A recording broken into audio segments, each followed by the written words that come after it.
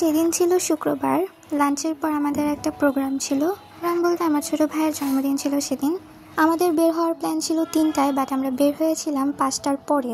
সন্ধ্যার পর আমরা যমুনায় পৌঁছেছিলাম, আর ওই টাইমটাতে কেউ নৌকায় উঠতে চাচ্ছিল না।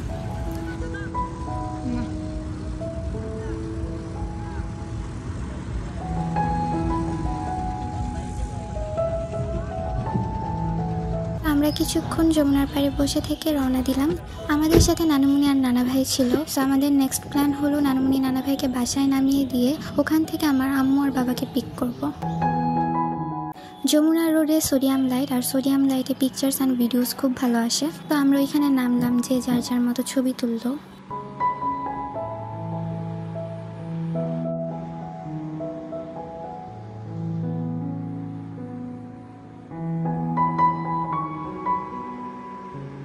ওখান থেকে আসার পথে ইব্রাহিমাবাদ রেল স্টেশন পড়ে।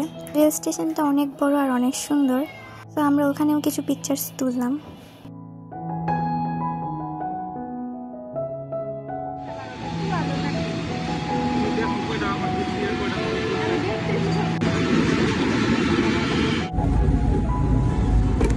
কেক কাটার জন্য আমরা চলে আসলাম একটা ওপেন এরিয়ায়।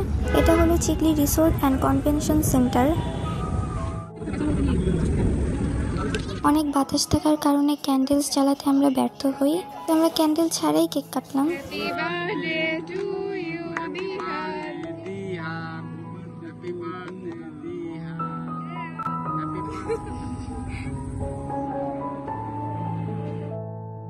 এই চকলেট কেকটা কিন্তু আমার আম্মুর বানানো ছিল। কেক কাটার পর খাবার অর্ডার দিয়ে আমি আম্মু আর বাবার কিছু ছবি তুলে দিই। তো কিছুক্ষণ পর আমাদের চিজ পাস্তা চলে আসে।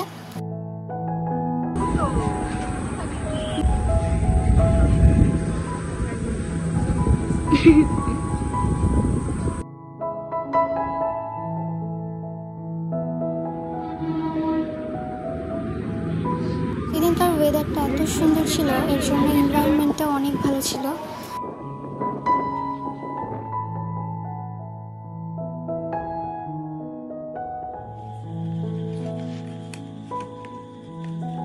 আসার পর আমি ওকে গিফট দিলাম, অ্যান্ড গিফট পাওয়ার পর ওর রিয়াকশন। অনেক অনেক থ্যাংক ইউ আপু। আমি নিজে গিয়ে কি আনছি না, অন্যকে নিয়ে গেছি সাথে। Thank you.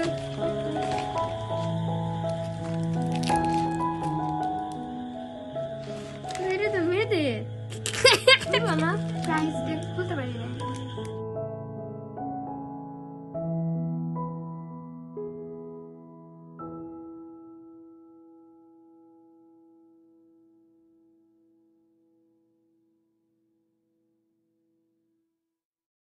তো আজকে এই পর্যন্তই। See you again, bye by.